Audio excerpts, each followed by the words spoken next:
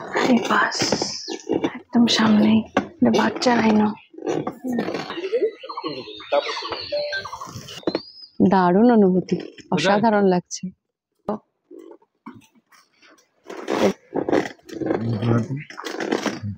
নমস্কার বন্ধুরা, welcome back to my channel offbeat hunters. আশা করি সবাই ভালো আছো। আজকের দিনটা আশা করি খুব ভালো যাবে। একটা এক্সাইটিং ব্লগে তোমাদেরকে সবাইকে স্বাগত জানাই। এক্সাইটিং এই কারণেই, আমরা এখন রয়েছি জলদাপাড়া, আর আমরা এখন বেরোচ্ছি সকালবেলা 6:30টার স্লটটায় এলিফ্যান্ট সাফারি করতে। এক্ষেত্রে বলে রাখি, এলিফ্যান্ট সাফারির বুকিং কিন্তু অন স্পট হয় বা সকালবেলাটা আগের দিনের রাত্রে হয়, ঠিক আছে? তো এলিফ্যান্ট সাফারির টাইম হচ্ছে 1 ঘন্টা, চার্জ পড়ে 1000 টাকা করে পার হেড। 5 বছরের নিচে কোনো বাচ্চা থাকলে তার লাগবে না। আচ্ছা, আমার মনে হয় যে এলিফ্যান্ট সাফারি যেহেতু একদম সকালবেলা হয়, সেই জন্য যেখানে আমরা থাকবো জলদাপাড়া এসে, সেটা যদি দুটো গেট, মানে দুটো গেট থেকে এলিফ্যান্ট সাফারি হয়, মাদারিহাট গেট আর এদিকে হচ্ছে শালকুমারহাট গেট। তো শালকুমারহাট গেট বা মাদারিহাট গেট, এই দুটোর মানে গেটের কাছাকাছি যদি বাংলোটা হয় বা রিসর্টটা হয়, তাহলে সেক্ষেত্রে সুবিধে হয়। আমাদের সাফারিটা হবে শালকুমার গেটের সামনে থেকে, শালকুমারহাট গেটের সামনে থেকে।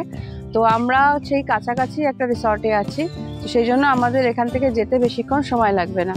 সাফারির জন্য কিন্তু আই কার্ড মাস্ট, সেটা বাচ্চা বড় সকলের ক্ষেত্রেই কিন্তু আই কার্ডটা লাগবেই। ছোট বাচ্চা হলেও কিন্তু তার আধার কার্ড থাকলে তো খুব ভালোই, না হলে বার্থ সার্টিফিকেট বা স্কুলের আইডি কার্ডের একটা প্রুফ হলেই হবে। তো এখন আমরা চলেছি সাফারির দিকে, চলো তোমাদেরকে দেখাবো। আমরা অলমোস্ট গেটের কাছে পৌঁছে গেছি, আর যেহেতু কিছু ছিল না, টোটো কিছু বা অন্য কিছু ছিল না, তো একটুখানি ডিস্টেন্স 1/2 কিলোমিটার মতো আমরা হেঁটেই চলে এসেছি।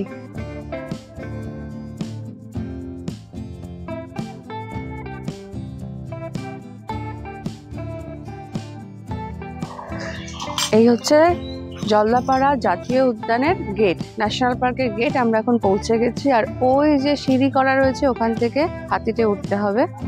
তো আমরা এখন রেডি হাতি সাওয়ারির জন্য।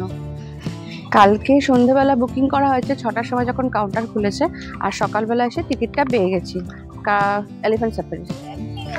সকাল 6টা প্রায় 30 বাজে। হাতির টাইমিং কিন্তু একদম ঠিক আগের ট্রিপের, মানে 5:30টার ট্রিপের হাতি এই ফিরছে। মাত্র দুটোই হাতি আছে সাফারি করার জন্য, এই দুটো হাতি ফিরবে, আর আমরা এই দুটো নিয়ে আবার 6:30টার ট্রিপে যাব।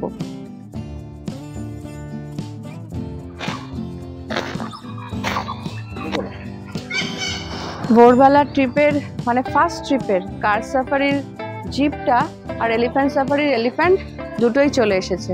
ওই যে দেখো হাতিরা আসছে, এই যে ফার্স্ট ট্রিপের হাতিরা চলে এসেছে। আর কি ট্রেনিং দেখো, যে রাস্তা দিয়ে গেল আর অন্য রাস্তা দিয়ে ব্যাক করলো, একেবারে দুলকি চালে চলেছে।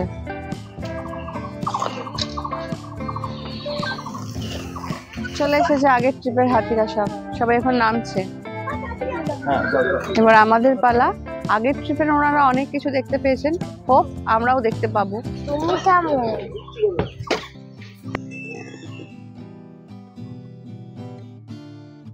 উঠে পড়েছি হাতিতে।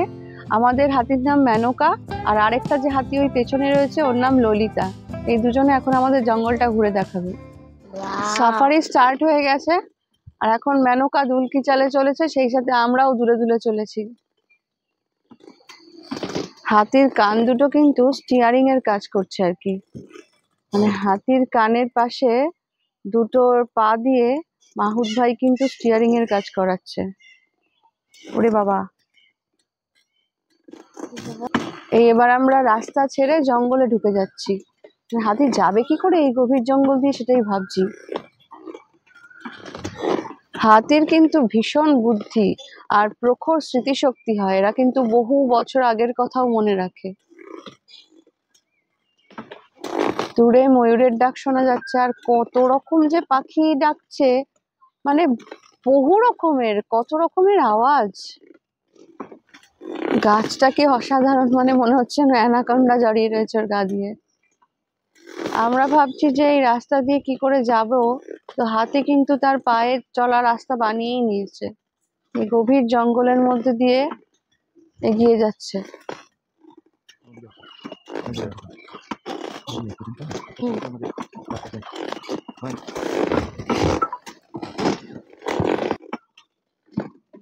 দারুণ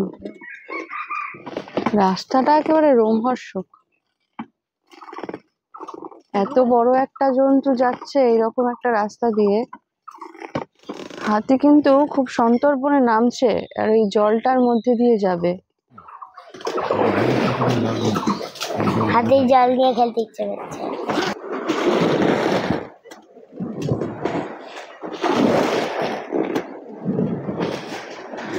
অনেকটা জলা জায়গা, তার মধ্যে দিয়ে হাতিগুলো যাচ্ছে, খুব সন্তর্পণে যাচ্ছে কিন্তু ওরাও। এই দেখো আবার ঘাসও খেয়ে নিল খানিকটা। এই জায়গাটা কিন্তু বিস্তীর্ণ গ্রাসল্যান্ড। এই জায়গাটায় কিন্তু রাইনো দেখতে পাওয়ার চান্সটা একটু বেশি থাকে। এবার দেখা যাক আমরা দেখতে পাই কিনা।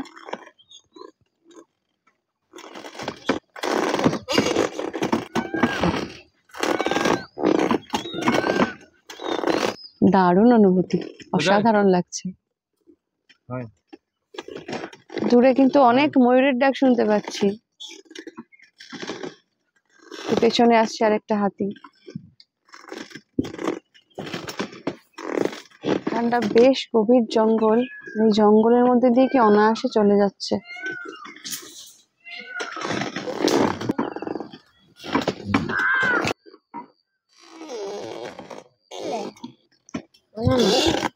আমরা যে হাতিটাতে রয়েছি এর বয়স হচ্ছে 56 বছর, আর সামনের হাতিটার বয়স হচ্ছে 21 বছর।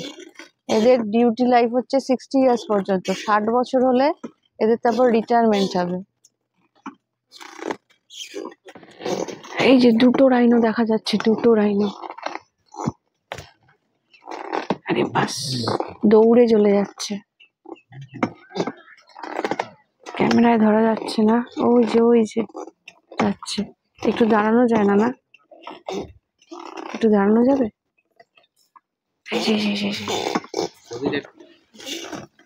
দেখতে পাচ্ছিস? আরে বাস, একদম সামনেই বাচ্চা রাইনো।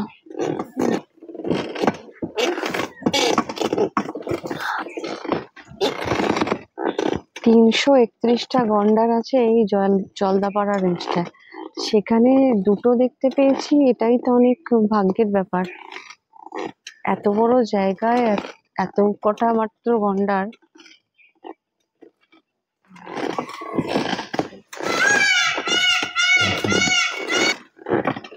আর ওই হাতিটা যাওয়াতে ময়ূরটা ওখানে ঢুকে গেল। কার সাফারি তো করেছিলাম, কিন্তু এই এলিফ্যান্ট সাফারির এক্সপিরিয়েন্সটা অসাধারণ লাগলো, অসাধারণ। এই ভোরবেলা অল্প অল্প রোদ্দুর উঠেছে আর এলিফ্যান্ট সাফারিতে, আর তার সাথে রাইনো দেখতে পাওয়াটা সত্যি দারুণ লাগলো।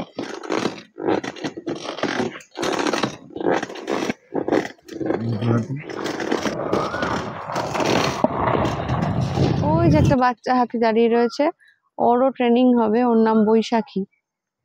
ওর বয়স এখন মাত্র 4.5 বছর। ও ডিউটিতে আসবে কবে? মোটামুটি কত বছর? মিনিমাম 5 বছর হলেও ডিউটিতে আসবে। এই আমাদের ট্রিপ অলমোস্ট শেষ, আমরা চলে এসেছি আবার গেটের কাছে। তো সাফারিতে আমরা সাকসেসফুলি বলা যায় রাইনো দেখতে পেলাম, যেটা ন্যাশনাল পার্কের জলদাপাড়া ন্যাশনাল পার্কের মেন অ্যাট্রাকশন। এলিফ্যান্ট সাফারি আমাদের এখানেই শেষ হচ্ছে। তো সাফারিতে আমরা রাইনো দেখতে পেলাম আর ভালোই গেল। মানে এই যে এক্সপিরিয়েন্স, সকালবেলা এই দুলে দুলে হাতির পিঠে ওঠা, প্রথমে উঠলে একটু ভয় লাগে, তারপর আস্তে আস্তে সেটা সেট হয়ে যায়। এটা কিন্তু একটা দারুণ এক্সপিরিয়েন্স।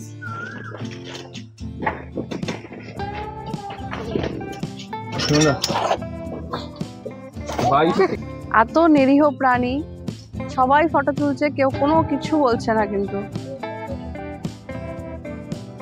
আমাদের এলিফ্যান্ট সাফারি শেষ হলো জলদাপাড়া ন্যাশনাল পার্কে। হাতিও এখন আমাদের নামিয়ে দিয়ে চলে গেল।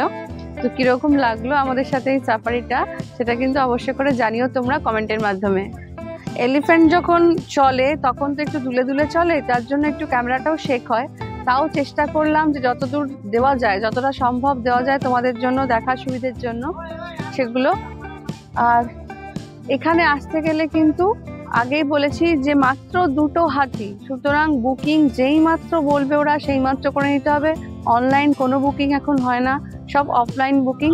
এখানে এসেই বুকিং করতে হবে, ওরা যখনই বলবে কাউন্টার খুলবে সেই সময় কিন্তু এসে বুকিংটা করে নিতে হবে, নাহলে কিন্তু সিট পাওয়া খুব মুশকিল। 2টো হাতিতে 3টে স্লট মিলে, মানে 5:30, 6:30, 7:30, 3টে স্লট মিলিয়ে মোট 20টা সিট, সুতরাং লাইন দিয়ে টিকিট কাটতে হয়।